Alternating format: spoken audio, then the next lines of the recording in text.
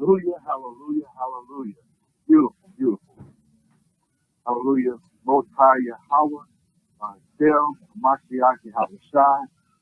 All glory be unto you. Hallelujah, hallelujah, hallelujah. We approach you this Shabbat giving you thanks, Most High, by Shalom, Mashiach, Yahawashi, for allowing us to gather ourselves together.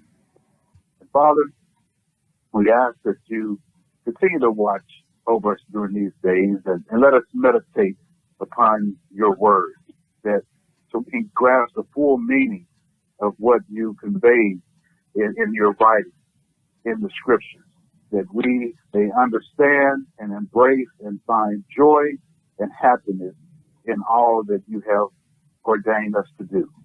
So, Father, again, we thank you so much for where you've brought us. We thank you for allowing us to be part of your life, your inheritance, the children of Abraham, your friend, Isaac, and Jacob, and all the sons that we now find ourselves part of. So we thank you for that, and we ask that you continue to watch over us and to guide us and keep us strong as things start to unfold before us. So we ask that the Holy Spirit be with us, so our hearts can be open and our minds be open, and we can absorb the words that we're going to go over in the class today.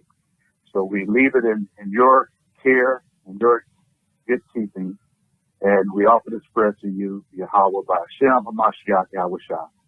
Amen. Amen. And the name of the class is going to be Abib, the history of our new year. Abib, the history of our new year. It's Passover. It falls in this month. Feast of Unleavened Bread and so forth falls in this month. But we're not going to really go deep into that because that may be done at another class around the time of the Passover. We usually do it every year to really go into details about the Passover, but we will touch on it. But we're going to go over most of the history of this month called Abib. And again, this is the LionsRoar class, and we're going to open up like we always do. Colossians 3:17 says, "And whatsoever you do in word or deed, do all by Hashem HaMashiach Yahawashi, giving thanks to the Most High and the Father by Him." All right? So that's everything that we do. We always give thanks to the Most High and His beloved Son, Yahawashi. And that's the proper way to do things. So let's go to the next scripture, which is 2 Timothy chapter 3. That's just a few pages over. 2 Timothy chapter 3, verses 15 through 17.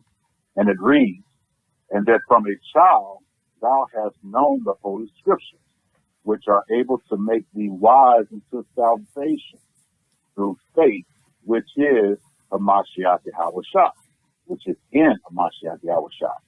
Verse 16, all scripture is given by inspiration of the Most High, and is profitable for doctrine, for reproof, for correction, for instruction in righteousness, that the man of the Most High may be perfect, thoroughly furnished unto all good works. All right? So that's the reason why we cover so many scriptures, and instead of so many stories and a few scriptures, that's not a good balance. You want to have a lot of good scriptures that you can precept together and to form to give the essence of what you're talking about. And so it is now established on the word of the Most High, and not just some tale that you're telling, even though it may be true. All right? So anyway, let's roll into the lesson. And to set it up, we're going to be in the Old Testament most of the time. Why is that? Because we're talking about history.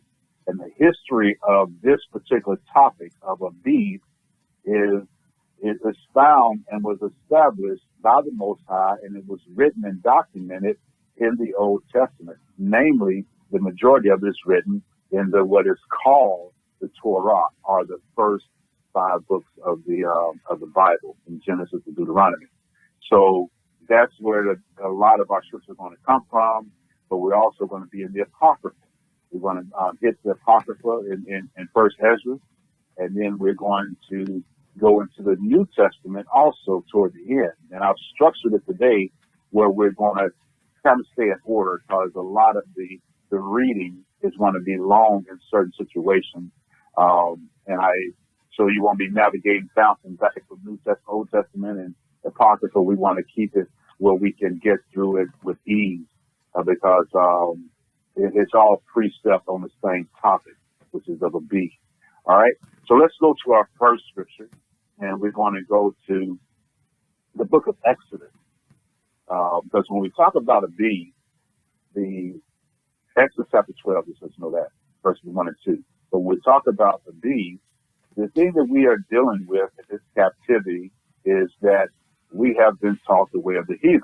We have been taught, and we always go over this about it in January, because that's when the whole world, and not just in this country, but the whole world is getting ready for what they call the new year. And they put it in January, and that is after a false god by the name of Janus. Okay, is where that comes from, and that's what the majority of people celebrate, and they acknowledge that it's in the new year. And of course, some of the Asians have what the Chinese New Year, and they got different other New Years, but very little is known about the Hebrew holiday of the new year. And that's what we're going to get into.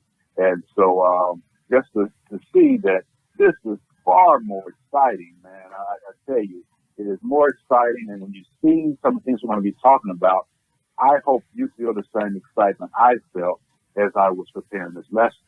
Because when this is a time of the year to understand why we are celebrating and why we're so anxious for this new year. And then, because it has a lot of good meat in it, and a lot of good celebrations, and most of them we already know, like Passover and Feast of Unleavened Bread. So let's go to Exodus chapter 12, verses 1 and 2. And it reads, in Exodus chapter 12, verse 1 and 2, and the Most High spoke or spake to Moses and Aaron in the land of Egypt.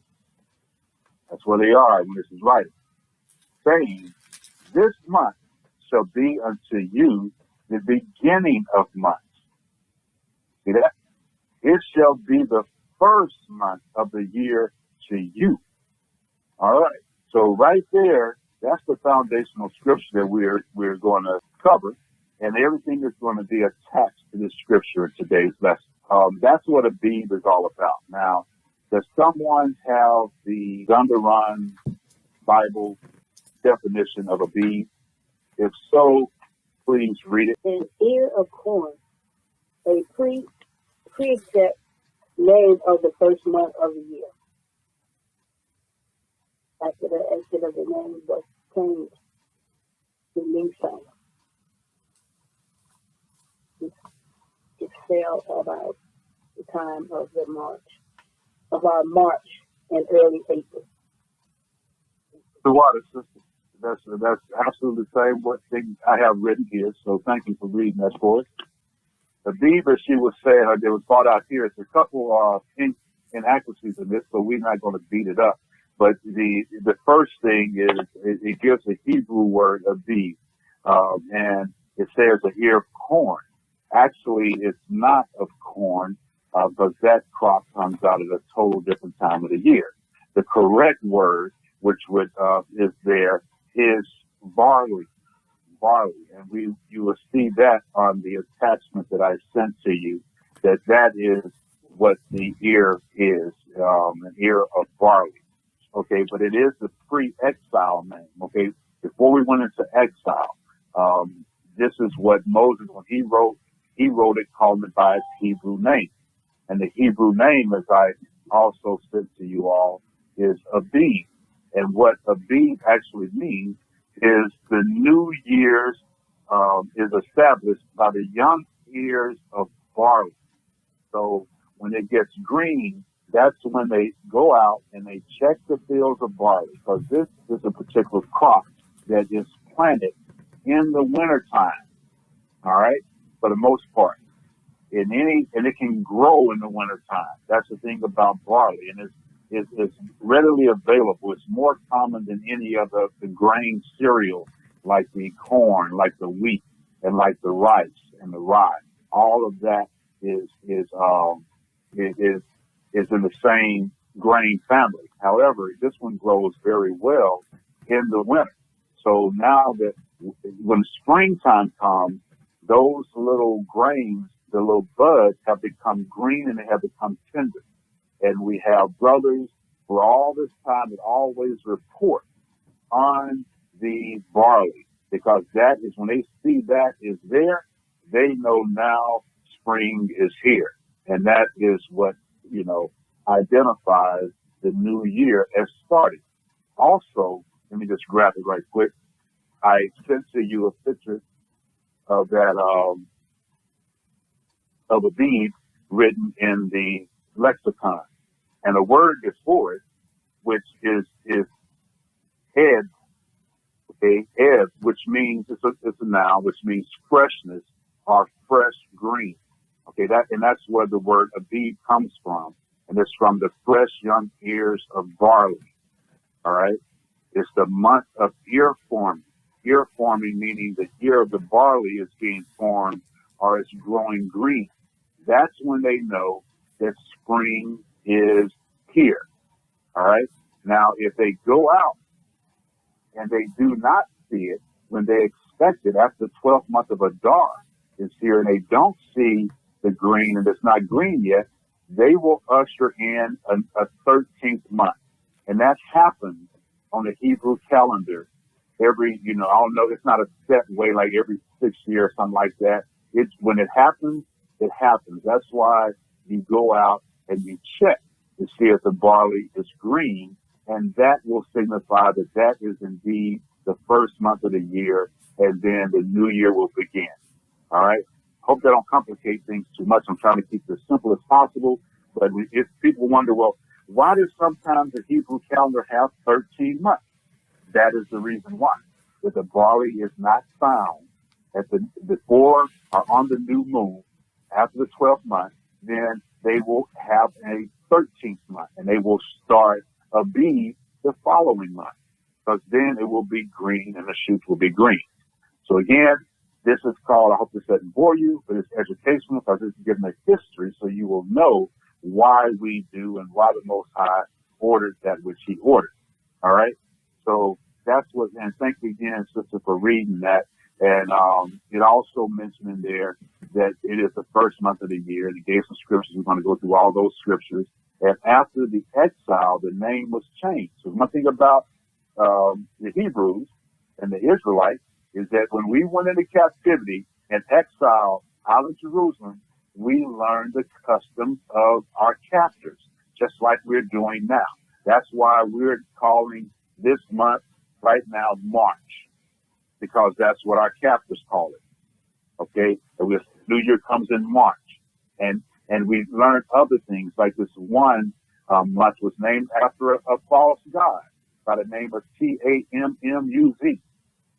Okay, and that's not proper, but yet it was something that we had learned in captivity. That's what they called it that time, and so we call it that as well. But this month is actually a Hebrew word, that's why I sent you that so you can see for yourself that it is indeed a Hebrew word, and it is a proper name for barley, the young shoots of it, of barley. Because the main shoots of barley, I sent you that as well on there. It's called sorah. Okay, that's the second word I put on there. But I'm not going to go into detail about that, but that's also called barley. But when barley has the young shoots, when it's come tender and ready to be chewed on, because you can actually pop it in your mouth and the kernels will pop very easily and you can munch on it. And a lot of Israelites, they did this all the time. That's probably what Yahawashi was eating on instead of corn when he plucked it was probably barley. But I'm not going to get into all that. But either way, Sorah is also the name for barley. All right, and I sent you those words as well. Now let's get back into the scriptures. Now I gave you a little bit about the Abib and what it means, because all the Hebrew words, just like the letters, they all have meaning. And so when you understand the meaning, now you can kind of see what the Most High is saying, that you may lose in the English language. All right, so let's just keep going. Let's go to Exodus chapter 9. And this is going to kind of prove the point that I'm bringing out in Exodus chapter 9. So let's go back a couple of chapters, Exodus chapter 9, and let's read verses 23 through 32. That's Exodus chapter 9, verses 23 through 32. All right. Verse 23. And Moses stretched forth his rod toward heaven, and the Most High sent thunder and hail, and the fire ran along the ground, and the Most High rained hail upon the land of Egypt. Pause there for a second. What we see going right here, this is when the plagues are hitting Pharaoh and Egypt. This one is the 7th plague, all right? The 7th plague out of 10 that is plaguing the Egyptians. They're back to back. And we know that story. So that's what it's talking about. So let's keep reading. Verse 24. So there was hail and fire mingled with the hail, very grievous, such as there was none like it in all the land of Egypt since it became a nation. And the hail smote throughout all the land of Egypt, all that was in the field, both man and beast. And the hail smote every herb of the field, and broke every tree of the field. Verse 26, only in the land of Goshen, where the children of Israel were, was there no hail. And Pharaoh sent and called for Moses and Aaron and said unto them, I have sinned this time. The Most High, Yahawah, is righteous, and I and my people are wicked. Verse 28, entreat or ask of the Most High, for it is enough. Pharaoh got fed up. Just the 7th plague, it said, it is enough that there be no more mighty thunderings and hail, and I will let you go, and you shall stay no longer.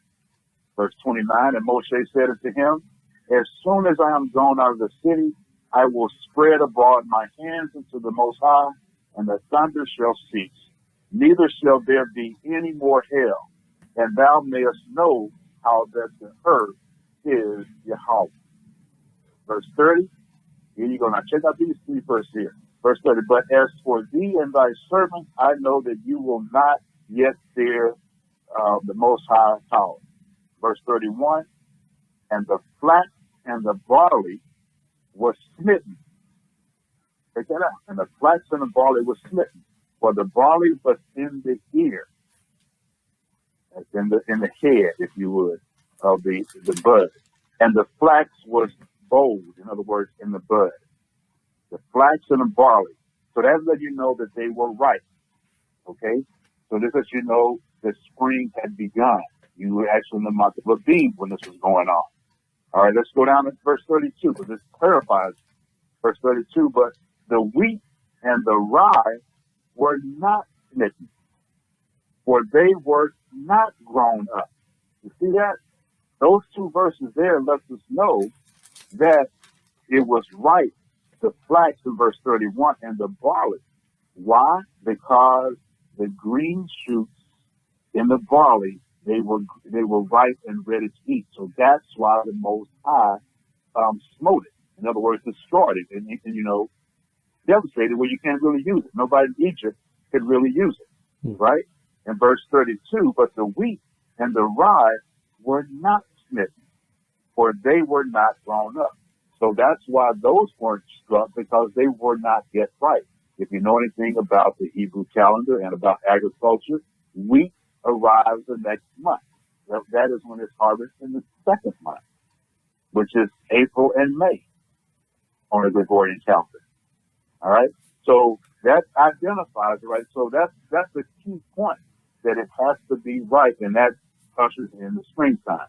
Let me read something to you right quick from the World Book Encyclopedia. This is an old school book.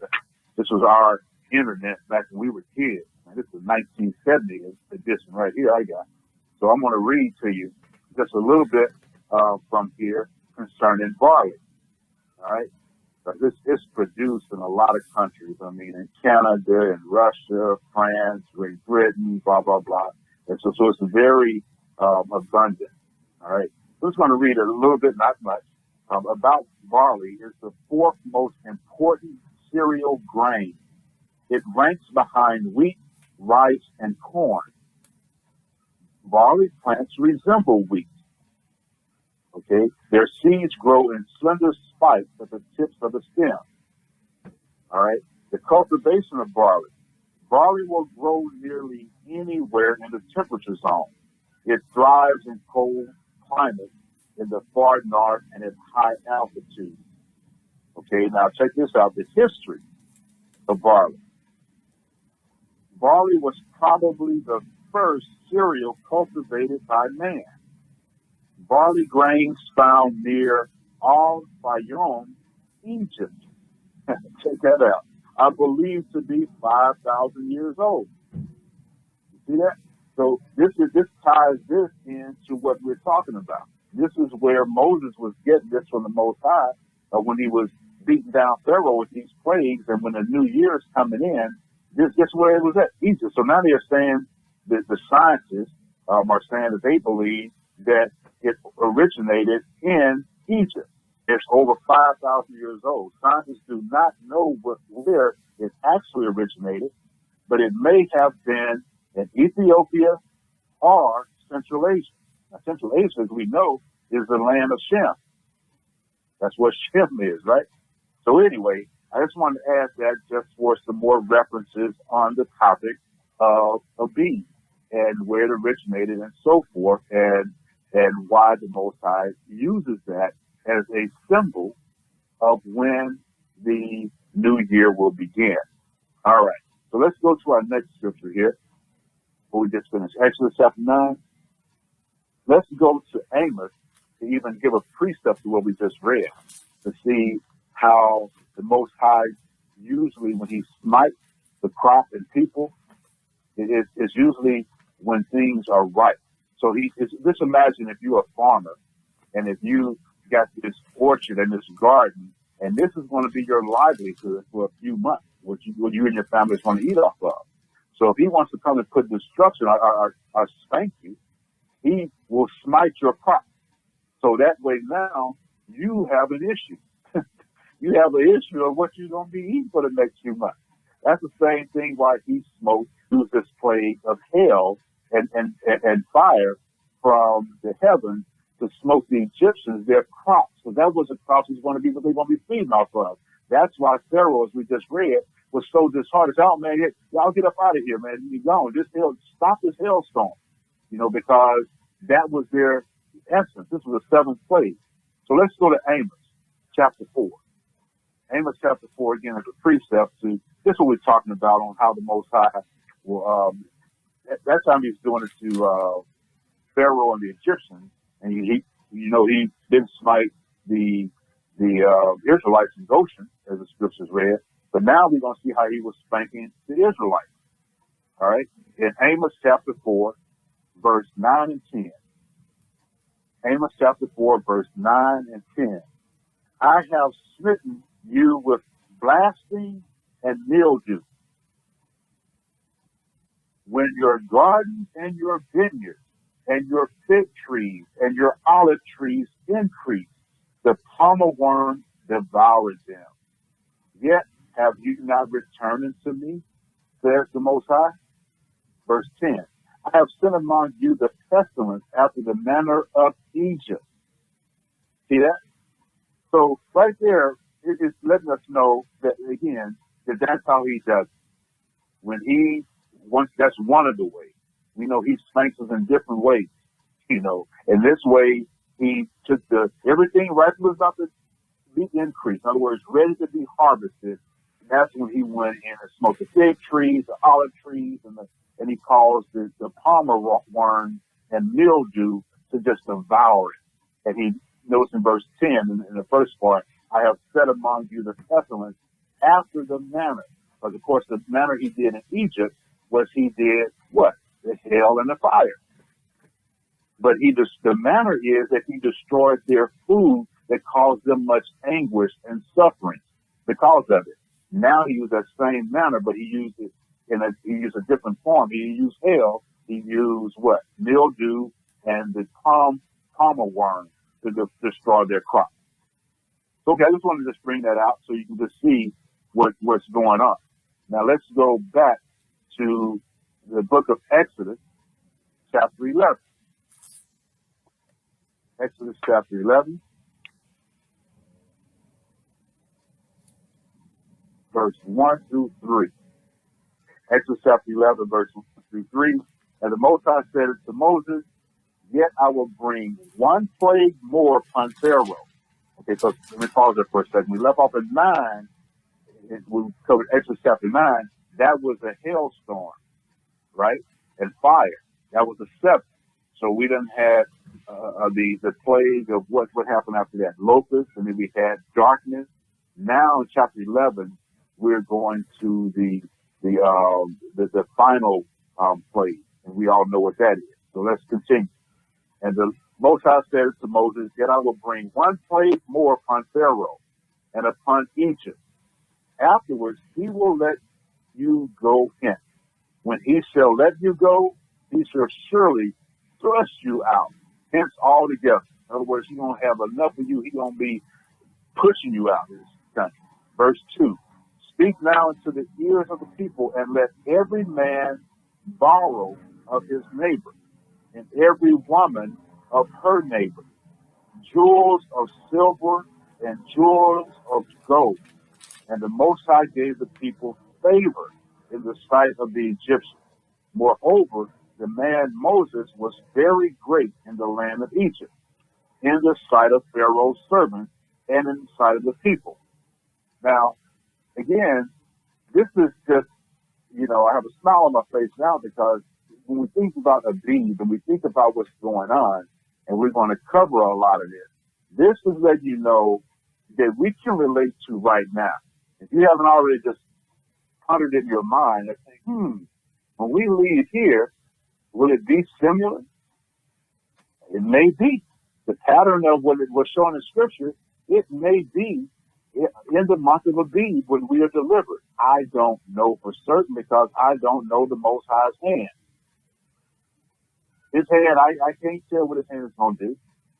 But what I can do is look at the patterns that have been established in Scripture when it's talking about deliverance and starting off something new with freshness, which the word means in Abib.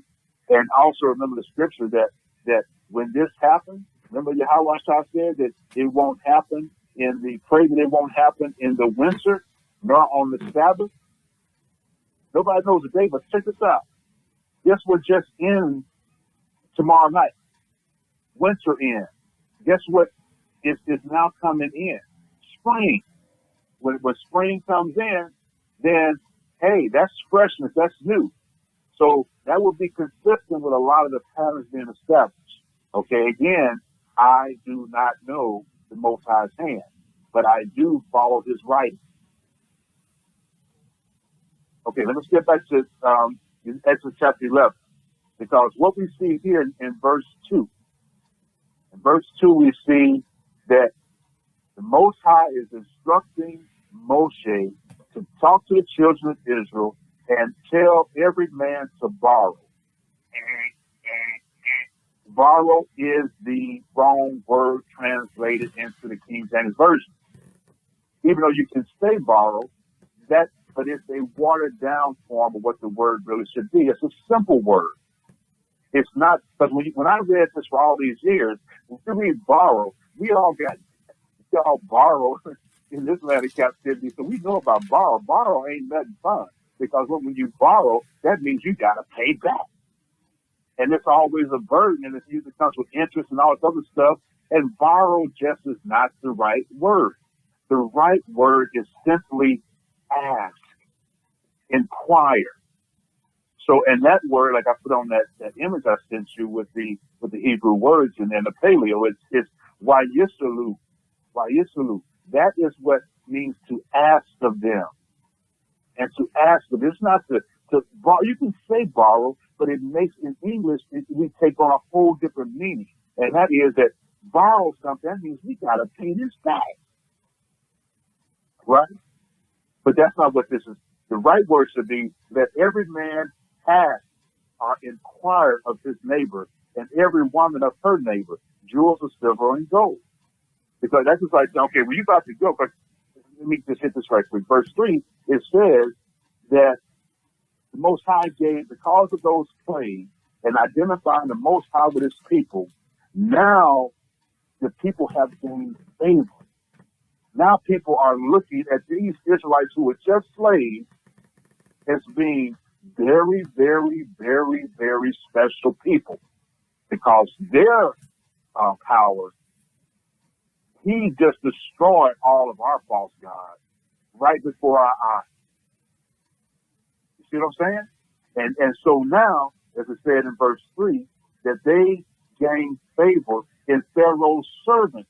Now, Pharaoh was still haughty. He just wanted them out of there. But the people started to, so now was the time that Most High was telling Moses, tell the people, ask, okay, you like that ring? You like that watch? You like, not even got no watches, all that necklace? You like those clothes? Okay, ask them for it. Just ask them. The Most High instructed us to ask them for it. That may be the same way when we leave this essence.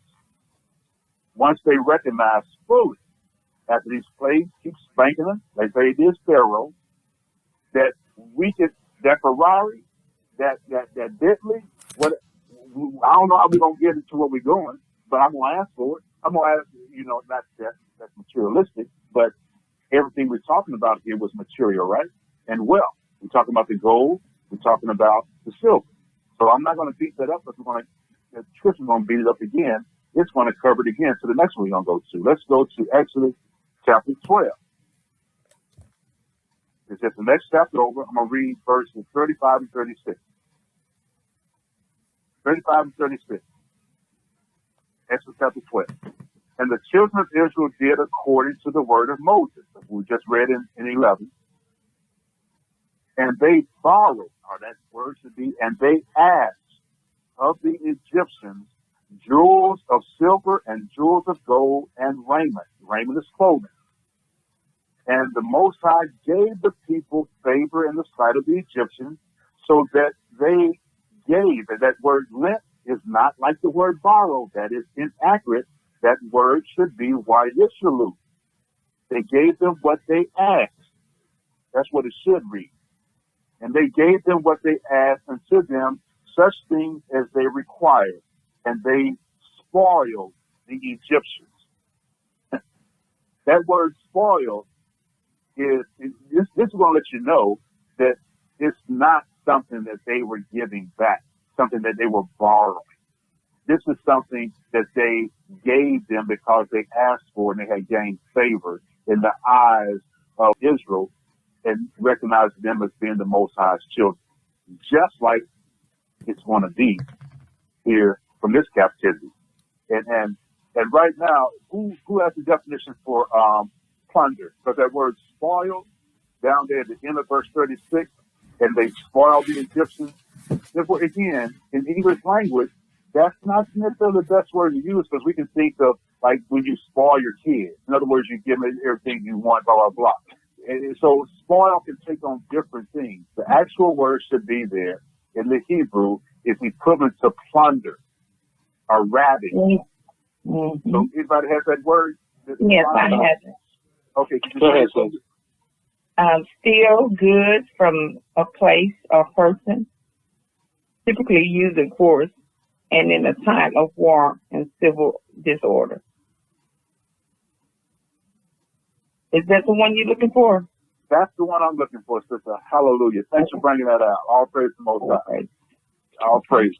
And The thing on plunder, see what happens with plunder and ravage is the same word, and that's the same equivalent to the word in Hebrew.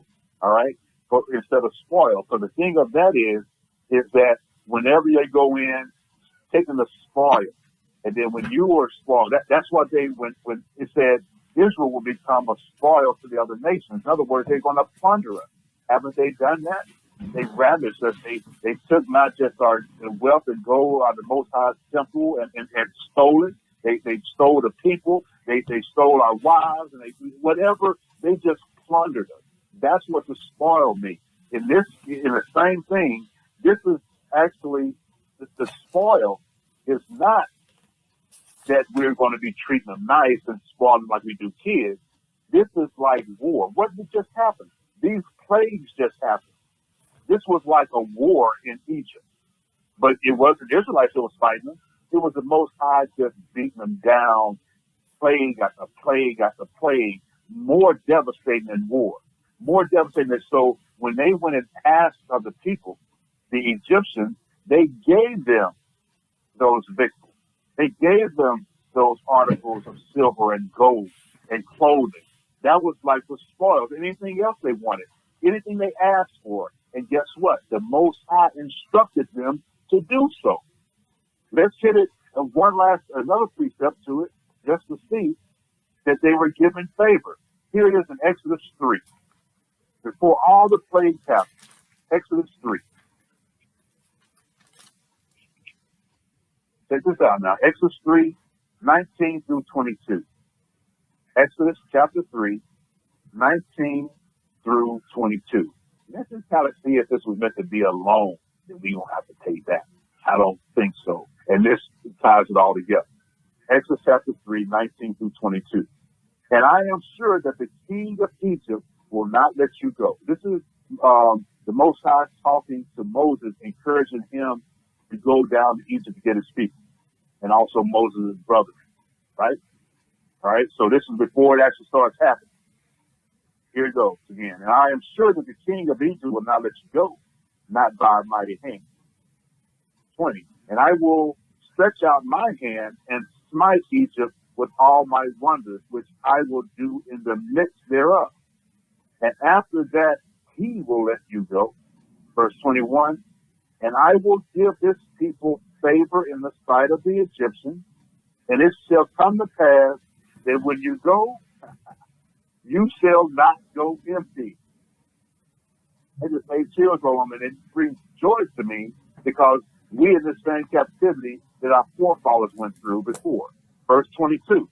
But every woman shall ask, not borrow, of her neighbor and of her that sojourneth in her house, jewels of silver and jewels of gold and raiment, and you shall put them upon your sons and upon your daughters, and you shall spoil, or you shall plunder, or you shall ravage the Egyptians. You see that the difference that takes on? And now when we look at it from our captivity, and we're going to be going over other ones, I'm taking too long on this, but there's some good stuff in here. We may see the same thing as we're leaving this captivity. When it's time for the second Exodus, as some people call it. When we're going to, and the scripture already tell us he's going to pull us out of these countries. So if this is what he's done and shown, it may be done again. That these wicked citizens that are not of Israel have milked us and have taken all, they never gave us nothing. We were just slaves that had nothing. How in the world are we going to borrow? It seems like they owe that. Right. Think about it. That's the beauty of a being. Let's keep reading. Let's go to find out about Joseph and how he found favor. Because all this, the Most High makes sure that his people find favor, especially when they're doing his will. Let's look at Joseph real quick. I got to really go fast. I got a lot of scriptures and I'm spending too much time. I say that every time. Genesis chapter 39, verses 20 through 23. You all remember the story. This is when Joseph, who's a Israelite, course, his mother was Rachel, right? He was the 11th child born into Yaakov, to Jacob, and this is when he was sold into the Egyptians through the Ishmaelites. And remember that when his brothers threw him in the little hole, in the little pit. Anyway, now he's getting favor, and the Most High is making sure he's getting favor. And this is after Potiphar, his wife got a little hot for Joseph. And she was trying to get him to be with her, even though she was married. Joseph know about adultery and know that was forbidden, even though the law hadn't been in a written form yet.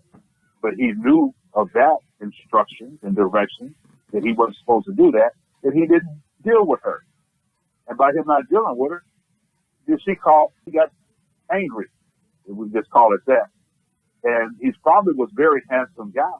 Because if you know the story with Joseph, we know Joseph's mother was Rachel.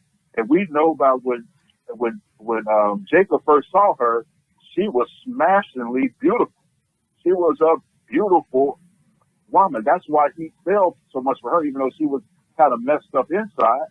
That's why the Most High took her out after she had Benjamin, and Lisa had won the right wife category, if you would, because she was not as beautiful. Remember, she had someone, her eyes had an issue. She wasn't as pleasant to look at.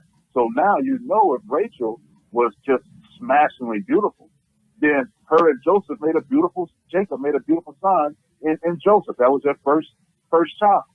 So here we go with Joseph in the house of Potiphar, and now you know why Potiphar's wife probably had a hot for him, because he was probably just gorgeous and as his mom and his father was. So let's pick up in verse 20. And Joseph's master took him, so that's Potiphar, and put him in the prison, because after his wife told him that he was trying to come on to her, to try to rip off her clothes, which that was a lie.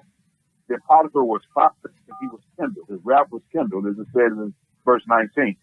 And in verse 20, Joseph's master took him and put him into prison, a place where the king's prisoners were bound.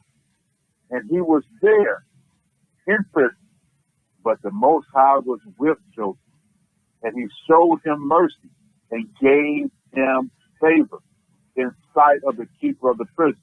And the keeper of the prison committed to Joseph's hand all the prisoners that were in the prison. And whatsoever they did there, he was the doer of it, meaning Joseph. The keeper of the prison looked not to say anything that was under his own hand, because Yahawah was with him. And that which he did, the Most High made it to prosper. Again, another indication how the Most High takes care of his people. And now Joseph is thrown in prison for messing with Potiphar's wife. Now he's running things in prison. The Most High is just awesome. Let's just keep going. Look at 1 Ezra chapter 4. And this is dealing with Darius. This is the transition between the Babylonian captivity into the Persian Mede captivity. We touched on it, I think, before.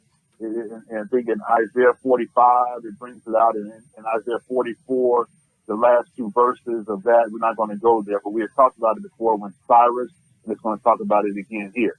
But this is a transitional period.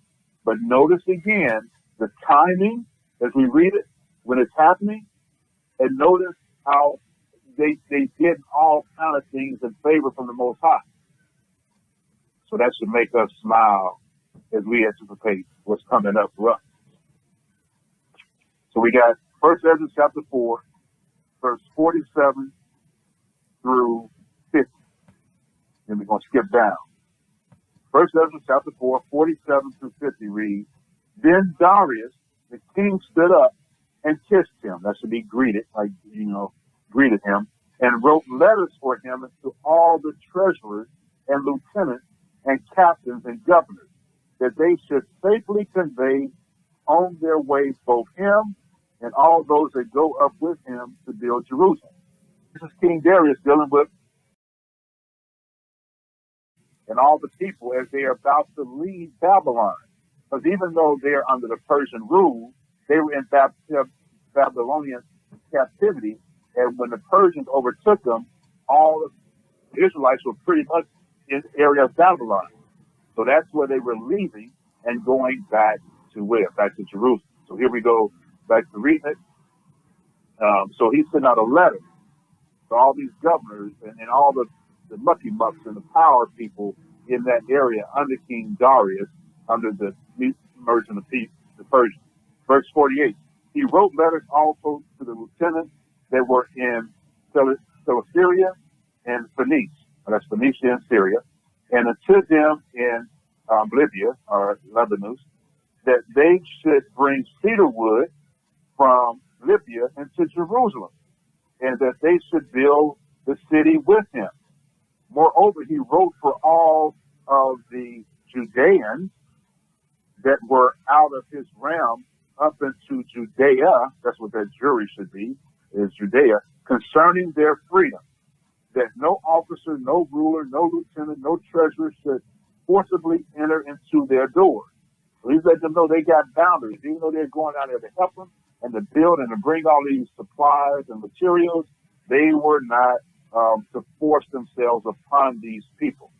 Verse 50, and all that the country which they hold shall be free without tribute, and that the Edomites to give over the villages of the Judeans, they're called Jews here, which they held. Now we called it Judeans instead of Israelites, because this is the people in the southern kingdom who had the area of Jerusalem and this territory, which were the Judeans. So let's skip down to verse 56 through 63. And he commanded to give to all that kept the city pensions and wages. He sent away all the vessels from Babylon, that's where they were in captivity, that Cyrus had set apart, and all that Cyrus had given in commandment. The same charge he also to be done and sent into Jerusalem. So basically, all the vessels, this was what Isaiah 45, 1 and 2, and 44, the last two chapters, was talking about, this conversation between Most High and Cyrus, that he was telling him that he would bless him by giving him all the territories, meaning Cyrus, all the territory. He would just have him victorious everywhere he goes, and he'll have plenty riches. But this is what he would have to do. He would have to cause his people to return back to Israel, or back to Jerusalem. And with that, he had to take all that was theirs that was stolen by Nebuchadnezzar, right? So this was the study behind it. Let me just keep reading again. Verse 57 again, he sent away all the vessels from Babylon that Cyrus had set apart, and all that Cyrus had given his commandment. The same charge he also to be done, and sent it to Jerusalem. Verse 58, now when this young man was gone forth, he lifted up, this is Ezra, he lifted up his face to the heavens toward Jerusalem. He faced toward the east, toward Jerusalem. I don't know if it was east at that point, but for us it's east. He faced Jerusalem, and he praised the King of heaven. He praised the King of heaven and said, from thee cometh victory, from thee cometh wisdom, and thine is the glory, and I am your servant. Blessed are you who have given me wisdom, for to thee I give thanks, O power of our fathers. And so he took the letters and went up and came into Babylon and told all his brothers. So now he's telling all his brothers, okay, we got to go back to Jerusalem. Verse 62. And they praised the Most High of their fathers, because he had given them freedom and liberty to go up and to build Jerusalem and the temple which is called by his name. And they feasted with instruments, with music. Now, you know the Israelites, we're going to have that music and gladness 7 days. So they were happy that they were about to be released and go back to Jerusalem. Now let's go to second. Let's just keep going to chapter 5, verse 1 through 3. It says, after this were the principal men of the family chosen according to their tribes, to go up with their wives and sons and daughters, with their men servants and maid servants, and their cattle. And Darius sent with them 1,000 horsemen, till they had brought them back to Jerusalem safely, and with a musical instruments and tabrets and flutes. Because you know us Israelites, we gotta have that music. So here we go. We got that duty coming out where now the Most High is letting us people, and they got all the families from the tribe. But look what Darius did. He sent, what is that? Thousands of horsemen to be their escorts, their bodyguards, so nobody would mess with them. Because keep in mind, the kingdom had just switched from Babylon to Persia. So you may still have some little ones that want to fight that's not recognizing the war is over and see these people coming through. So they had bodyguards all the way down, 1,000 horsemen. And their brethren prayed, and he made them go together in verse 3, go up all together with them. Now let's skip down to, verse 6. We're in 1 Ezra chapter 5, verse 6. Who spoke wise sentences before Darius the king of Persia in the second year of his reign in the month of Nisan. Again, Nisan is the name that we got from captivity. This is the same as Abib, which is the first month. You see that? All right.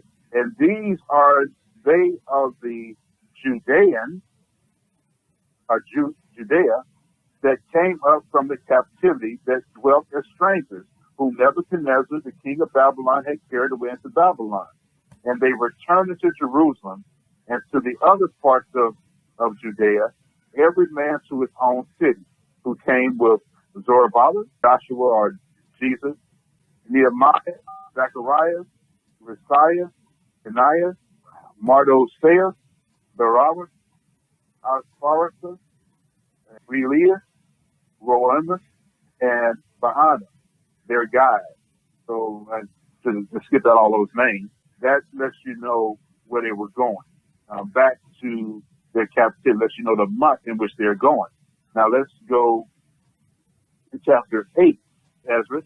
Go say it, Ezra. We'll hit this real quick so you kind of see what's going on. Chapter 8, verse 3. This Ezra went up from Babylon as a scribe, being very ready in the law of Moshe that was given by the power of Israel. And the king did him honor, for he found grace in the sight in all his requests. See, that he didn't say borrow now, right? His request. That's what it was before. Verse 5. There went up with him also certain of the children of Israel, and the priests of the Levites, of the holy singers, porters, and ministers of the temple into Jerusalem. In the 7th year of the reign of Artaxerxes, in the 5th month, there was a king's 7th year, for they went from Babylon in the 1st day of the 1st month. See that freshness there, that Abib? For they went from Babylon in the 1st day of the 1st month and came to Jerusalem, according to the prosperous journey which the Most High gave them. For Ezra had very great skill, so that he omitted nothing of the law and the commandments of the Most High, but taught all Israel the ordinance and judgment. Now the copy of the commission, which was written from Artaxerxes the king, and came to Ezra the priest and reader of the law of the Most High, is this that follows. King Xerxes unto Ezra the priest and reader of the law of the Most High sendeth greeting. Having determined to deal graciously, I have given order that such of the nations of the Judeans and of the priests and the Levites, being within our realm, as are willing and desirous, should go with thee into Jerusalem. As many therefore as have a mind thereunto, let them depart with them, as it has seemed good both to me and my 7 friends, the counselors, that they may look into the affairs of Judea and Jerusalem agreeably to that which is in the law of Yahawah, and carry the gifts unto the Most High of Israel to Jerusalem, which I and my friends have vowed, and all the gold and silver that is in the country of Babylon can be found, to give to the Most High in Jerusalem. Will that also which is given of the people for the temple of the Most High, their power at Jerusalem, And that silver and gold may be collected for, I mean, do what you want to it. You can collect it for bullocks, rams, lambs, and things thereto are pertaining, to the end that they may offer sacrifices unto Yahawah upon the altar of the Most High their power, which is in Jerusalem. And whatsoever thou and thy brother will do with the silver and gold, do it according to the will of your power. And the holy vessels of the Most High, which are given thee for the use of the temple of your power, which is in Jerusalem, thou shalt set before your power in Jerusalem. And whatsoever thing else thou shalt remember for the use of the temple of your power, that should give it out of the king's, get out of the king's treasury. That's all. Verse 19. And I, king of Xerxes, have also commanded the keepers of the treasures of Syria and Phoenicia, that whosoever Esdras, the priest, and the reader of the law of the Most High power shall send for, they shall give it him with speed. Verse 20. To the sum of the 100 talents of silver, likewise also wheat, even to 100 cors, and 100 pieces of wine, and other things in abundance. This is beautiful. That all things be performed after the law of the Most High diligently unto the Most High God, the Most High power, that wrath come not upon the kingdom of the king and his son. Now you see his motive. Verse 22. I command you also that you require no tax, nor any imposition of any of the priests, or the Levites, or holy singers, or porters, or ministers of the temple, or of any that have doing in the temple, and that no man has authority to impose them upon them. And thou, Ezra, according to the wisdom of the Most High, ordain judges and justices, that they may judge in all of Syria and Phoenicia, all those that know the law of your power, and those that know it not, you shall teach. Verse 24. And whosoever shall transgress the law of the Most High, of the Most High, and of the king, shall be punished diligently, whether it be by death, or by punishment, by penalty of money, or by imprisonment. Then said Ezra the scribe, blessed be the only Yahawah, our power, of my father, who has put these things into the heart of the king. That's who put it there. And to glorify his house that is in Jerusalem, and has honored me in the sight of the king and his council and all his friends and nobles. That's beautiful. This is what we see time that happened in Egypt. We see it in the captivity coming from Babylon, going back to Jerusalem. And so is it far-fetched to think that the Most High is going to put this in the hearts of these people kept as captives, even their king, which can be called the president? He has the same power as King Xerxes back in those days, the same power as Pharaoh back in those days. Could it happen? Look at the pattern. Let's go to Genesis chapter 8, verse 13. Let's see about Noah. Let's look at this month of Abib, because all this happened in Abib, that we've been reading so far, except for Joseph when he was there and found favor. May not have been. It didn't indicate. But anyway, Genesis chapter 8:13, it reads this way. And it came to pass in the 601st year, in the first month, the first day of the month, the waters were dried up from off the earth. And Noah removed the covering of the ark and looked, and then behold, the face of the ground was dry. So again, that's that freshness again. Now they didn't actually come off of the ark into the second month, and they actually was on this Mount Ararat for about 6 months. All right, they landed on the 7th month during the time like what we now call the Feast of Trumpets and Tabernacles and whatnot. That's when the ark actually hit ground.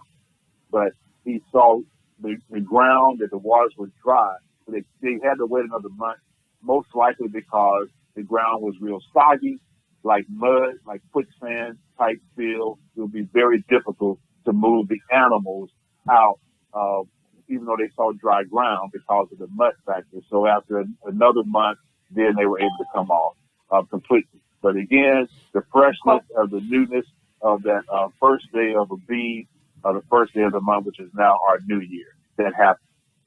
Second Chronicles chapter 29, we're going to read verses 1 through 10. Hezekiah began to reign when he was 25 years old. That's 25. And he reigned 29 years in Jerusalem. And his mother's name was Abib, the daughter of Zechariah. And he did that which was right in the sight of the Most High, according to all that David his father had done. And see, that's kind of rare when you get these kings that are doing right. Okay, but he was one of them, Hezekiah. So when somebody always say, all the kings of Israel, all of them were just they it was something that was good, and stand up for them, because what they did, it should be boasted about, because the rest of the kings caused Israel to sin in both kingdoms, especially the northern kingdom was always buck wild. Let me get back to the scripture, verse 2. And he did that which was right into the sight of the Most High, according to that David's father had done. Verse 3.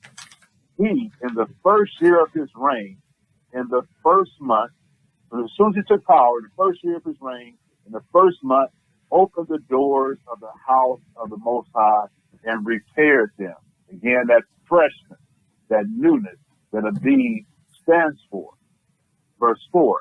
And he brought in the priests of the Levites and gathered them together into the east street, and said unto them, Hear me, you Levites.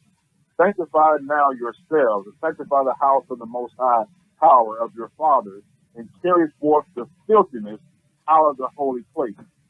For our fathers have trespassed, and done that which was evil in the eyes of the Most High power, and have forsaken him, and have turned away their faces from the habitation of the Most High, and turned their backs. Also, they have shut up the doors of the porch, and have put out the lamps, that's the menorahs, and have not burned incense, nor offered burnt offerings in the holy place unto the Most High of Israel. Wherefore the wrath of the Most High was upon Judah and Jerusalem, and he has delivered them to trouble, to astonishment, and to hissing. And you see with your eyes. For lo, our fathers have fallen by the sword, and our sons and our daughters and our wives are in captivity for this. That's us. Everybody on the cover star, that's y'all. That's us. Because of those transgressions of our fathers, we're so quick to blame the Edomites and the people who they're just a doggone whipping tool. They're just a belt that's been put on our butt. But keep in mind, as said right here, we have fallen away, and we still see our brothers and sisters that are still falling for the okie doke and not getting with the commandments, laws, and statutes. But I digress. Amen. Let's go back to verse 9. For lo, our fathers have fallen by the sword, and our sons and our daughters and our wives are in captivity for this.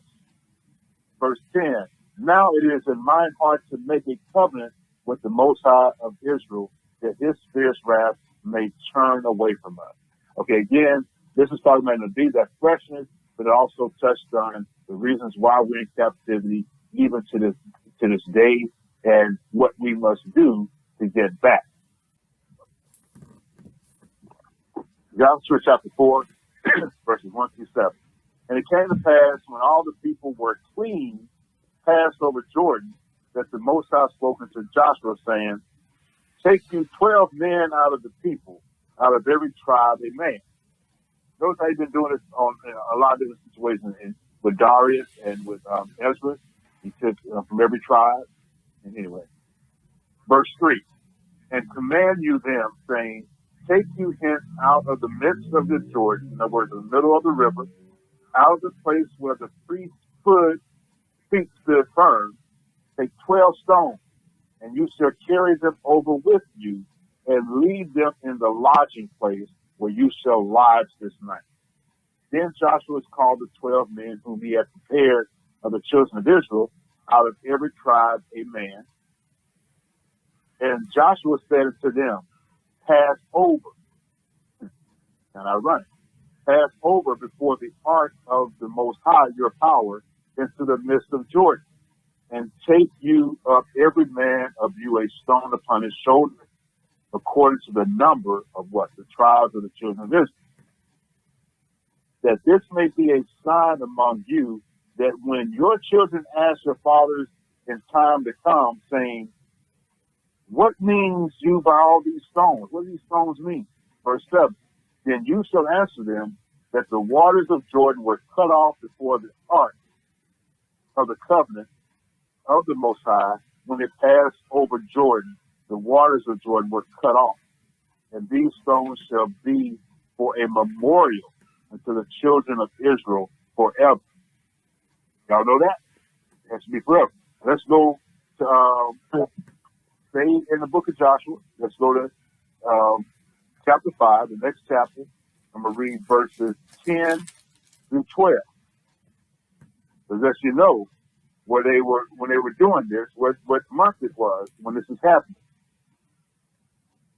Joshua chapter 5, verses 10 through 12. It says, and the children of Israel encamped in Gilgal, and kept the Passover on the 14th day of the month at evening in the plains of Jordan, or Jericho. And they did eat of the old corn of the land on the morrow after the Passover, unleavened cake and parched corn in the self same day. And the manna ceased on the morrow after they had eaten the old corn of the land. Neither had the children of Israel manna any more, but they did eat the fruit of the land of Canaan that year. Okay, so again, we go back to, so you know when all this is happening, in Joshua chapter 4, verse 19. Joshua chapter 4, verse 19 says, and the people came up out of the Jordan on the 10th day of the first month, and encamped in Gilgal, in the east border of Jericho. So all this was happening in that newness, and they were setting the stones up to represent as a memorial to be even to this day. So that's why we're remembering it right now, because it was instructed for us to remember it. And 12 stones represent the 12 tribes of Israel. All right, and that was in the month of Abib, and we know that the Passover was coming up. It was on the 10th day. This is the day when we normally on Abib would then select a lamb without blemish, right, according to the instructions in Leviticus. So anyway, let's hit a couple scriptures in the New Testament, and the reason why the New Testament is not full. First of all, the New Testament is very small compared to the Old, right? Reason being, it wouldn't even be even smaller. Keep in mind, the Gospels, the Matthew, Mark, Luke, and John, they are pretty much saying the same thing. So it's not, you get a different angle at what the writer is saying about the situation, but the volume of what's going on there is not really a lot. And also, it doesn't identify a lot of the months when it goes in there, but you can tell what the months are based upon what they are observing. Okay, so let's go to Matthew chapter 26. And that's why the Old Testament, that's why when people say, man, we don't read the Old Testament no more. It's like, man, you missing everything. You can't make no sense with that little volume of the New, and most of it is epistles from Paul, and you got the Gospels where feed themselves, which is good stuff, but it won't make no sense. It's like a double negative I use right there. When you don't know anything about the Old Testament. It's just, I don't get it. They just afraid of it. I don't know. Is it kryptonite? I don't know. Let's see, Matthew 26, 17 through 20. I think I want 26, 17 through 20. Now, the first day of the Feast of Unleavened Bread. And we all know right now that is the month of Abib, right? The disciples came to Yahawashi, saying to him, where wilt thou that we prepare for thee to eat the Passover?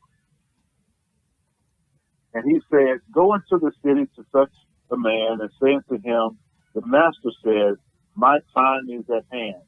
I will keep the Passover at thy house with my disciples. And the disciples did as which I had appointed them, and they made ready the Passover.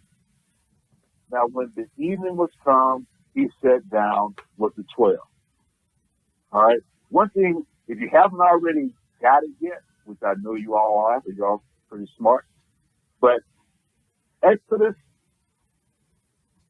and Passover go hand in hand. I say it again. Exodus, not the book of Exodus, but the act of coming out of exile, being removed from captivity, and Passover go hand in hand. If you haven't noticed it yet. One more time.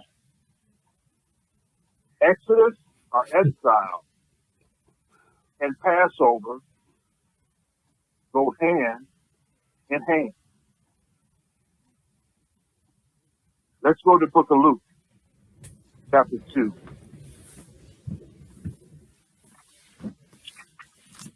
At least the scripture shows it did. Luke chapter 2, verses 40 through 42. All right. Luke chapter 2, 40 through 42 says, as the child grew, this child is young, Yahawashi, probably as an infant, and growing up to his little teenage years or before his teenage years. As the child grew and waxed strong in spirit, filled with wisdom, and the grace of the Most High was upon him. Now his parents went to Jerusalem every year at the feast of Passover. And when he was 12 years old, they went up to Jerusalem after the custom of the feast. So right there it has it where Yahawashi is also observing this. And like he has also said in scripture that he was always attending these. So why is a question, why when we were observing Christianity or had, our share of Christianity, why weren't we dealing with Passover? Why are they not now? It's something. But yet, and we see that Exodus, that Yahawashi served in the month of Abib, right? What did he remove? By that sacrifice, he has now released and given ability for all our iniquities and sins to be washed, that we may have. So that is beautiful in itself. And again, it's revolving around Passover. He did it. He was actually put to death in the month of Abib. All right, 1 Corinthians chapter 5, we're going to read verses 6 through 8. It says, again, 1 Corinthians chapter 5, 6 through 8. It says, your glorying is not good. Know you not that a little leaven leaveth a whole lump? Purge out therefore the old leaven, that you may be a new lump, as you are unleavened. For even the Mashiach, our Passover, Mashiach, our Passover, is sacrificed for us. That's that exile. He's removed us from that. He's removing that leaven. Verse 8. Therefore, this is when we keep the feast of unleavened bread.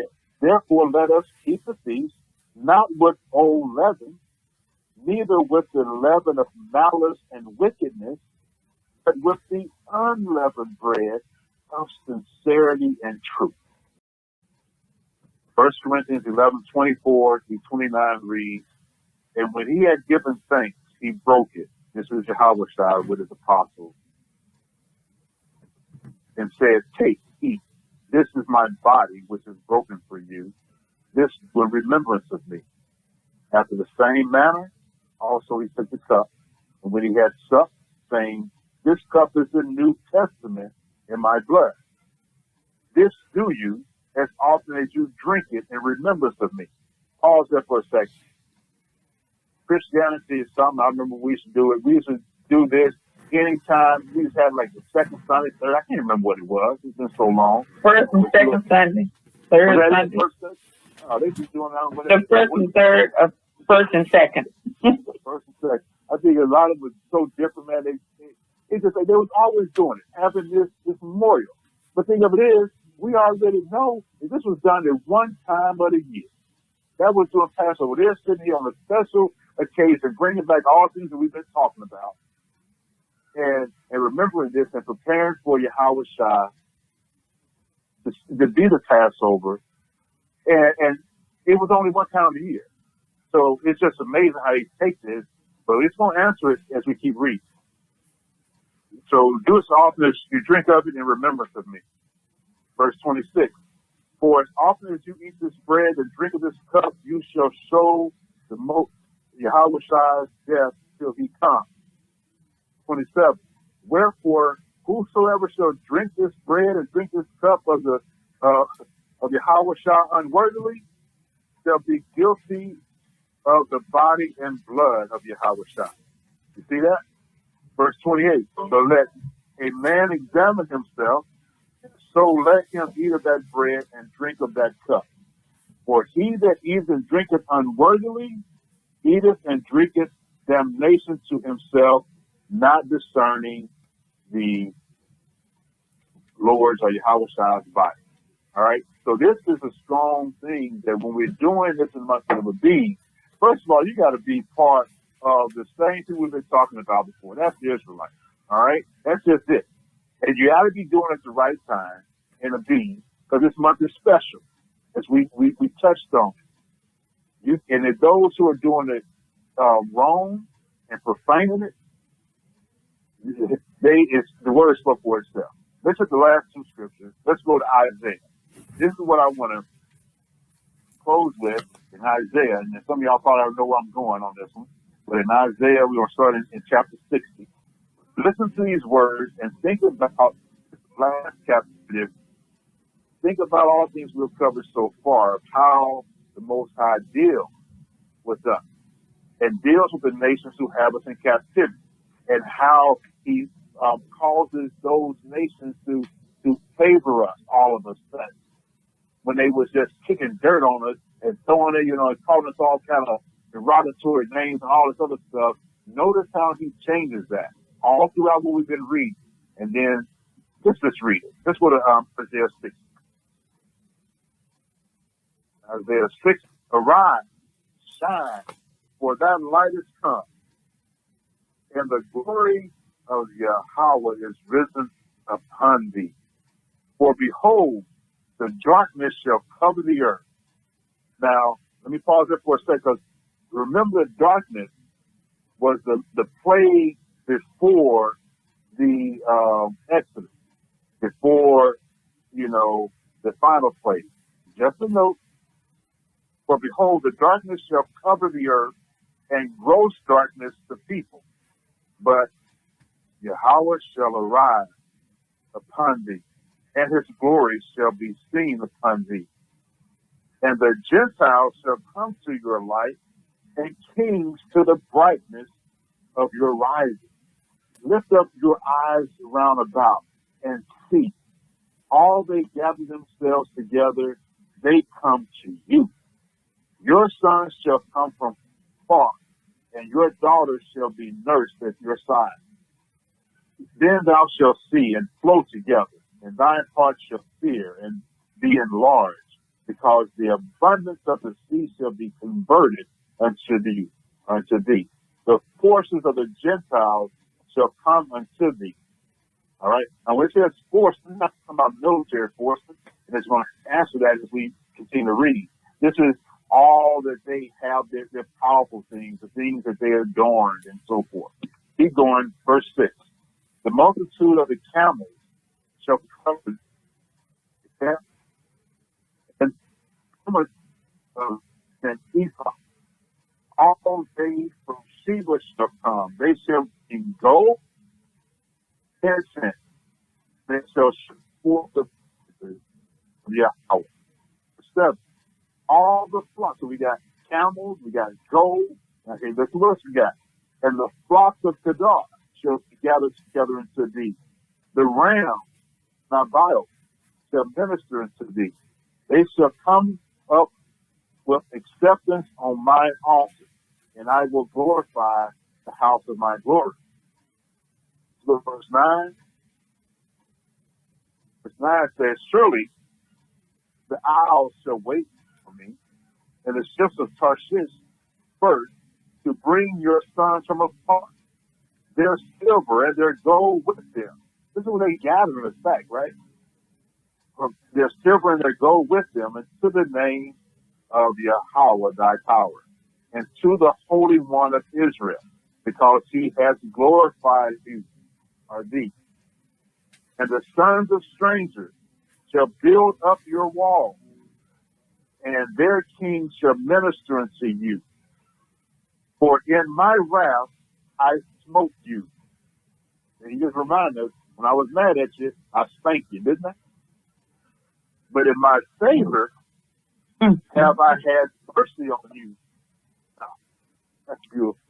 Verse 11, therefore your gates shall be open continually.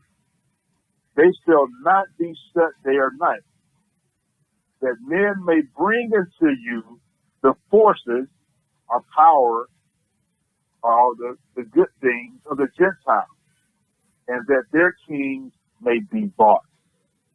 For the nation and kingdom that will not serve you shall perish. Yeah, these nations shall be utterly wasted. So in other words, when this is all happening, when they're coming and they're showing favor to you, you've been spanked, now it's time for you to get your glory. When this happens, any nation that's not down with it, it's all right, it's going to be destroyed. Amen. Verse 13. Let's see what else we got. The glory of Lebanon shall come unto you, the fir tree and the pine tree and the box together to beautify the place of my sanctuary. And I will make the place of my feet glorious. This thing is going to be just beautiful. Amen. 14. The sons also of them that afflicted you. Now this is for the children now. All of them want to say, but we didn't do that to y'all. That we wasn't back there in this day of time. Okay, well let's just check it out. And the sons of them that afflicted you shall come bending into you, and all they that despise thee shall bow themselves down at the soles of your feet, and they shall call you the city of the Most High Yahawah, the Zion of the Holy One of Israel, Yahshua, I'm going to call it that. And this right here reminds me, as you read it, to that Revelation 2:9 and Revelation 3:9. Remember those ones who don't like to be called a certain name that we said last Shabbat? They're the Amalekites. Okay, so this is, anyway, this brings the memory of that. Verse 15, whereas thou shalt have been forsaken and hated. Whereas thou hast been forsaken and hated. We still see this to this very day. So that no man went through you, I will make you an eternal excellency, a joy of many generations. Thou shalt also suck the milk of the Gentiles, and shall with the king. So this is talking about, don't get it twisted. This is symbolically saying all those good things and rich things that the people have. And that we see all the time. We always sitting around in this captivity wondering, why they always got all that? We always struggle. Why they got the best and we got to deal with this? Why we got the shack and they got the mansion? It's just always going on. That's what we're talking about. We're going to suck, right? Those things. The breath of kings, and thou shalt know that I, Yahawah, am your Savior and your Redeemer, the mighty one of Yaakov, like Jacob. For brass, I will bring gold. Remember that brass we talked about in Deuteronomy and the curses that we got because of disobedience? And that iron that we is going to be, I will bring silver. And for wood, I will bring brass. And for stones, iron. I will also make the officers peace, Shalom, and thine exactors righteousness. Verse 18, violence shall no more be heard in your land, wasting nor destruction within your borders.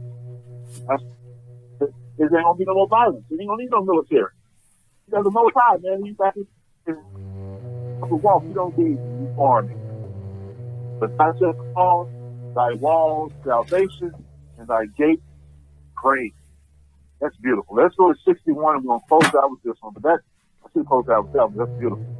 Isaiah 61, verses 3 through 6. Isaiah 61, 3 through 6 reads, Thou shalt also be a crown of glory in the hand of the Most High, and a royal diadem in the hand of thy power. Thou shalt no more be turned forsaken. Isn't that awesome? Neither shall thy land any more be turned desolate. Oh, you know what? I'm reading in 62, but it's really beautiful. I'm just going to keep reading it. Because I wanted to go to 61. In case y'all got lost on that, I'm reading 62, and I guess the Spirit took me there because that's beautiful. Thou shalt no more be turned forsaken, neither shall thy land be any more turned desolate. But thou shalt be called Hephzibah, and thy land Beulah, for the Most High delighted in thee, and thy land shall be merry. That's beautiful. And let's go back to 61. And that was just a little, little serendipity, as they call it. That wasn't part of the lesson, but it was part of it. So let's go back to 61, 3 through 6.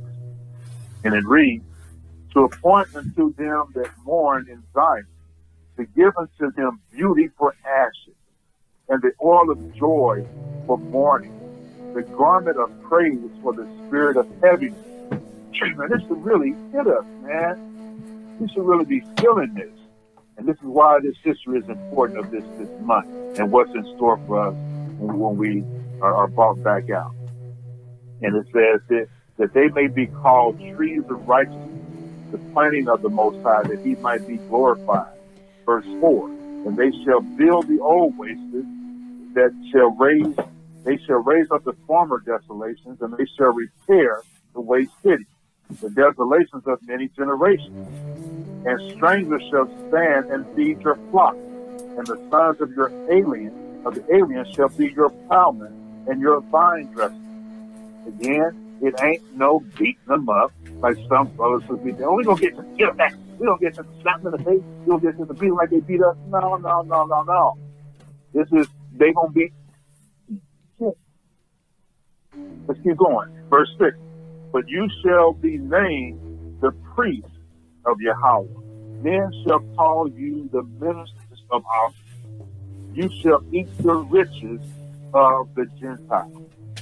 Let's skip down to verse 9. And their seed shall be known among the Gentiles. That's up. And their offspring among the people. All that see them shall acknowledge them that they are the seed which Yahawah has blessed. And with that, I'm going to say shalom. This is the word of the Lord of hosts.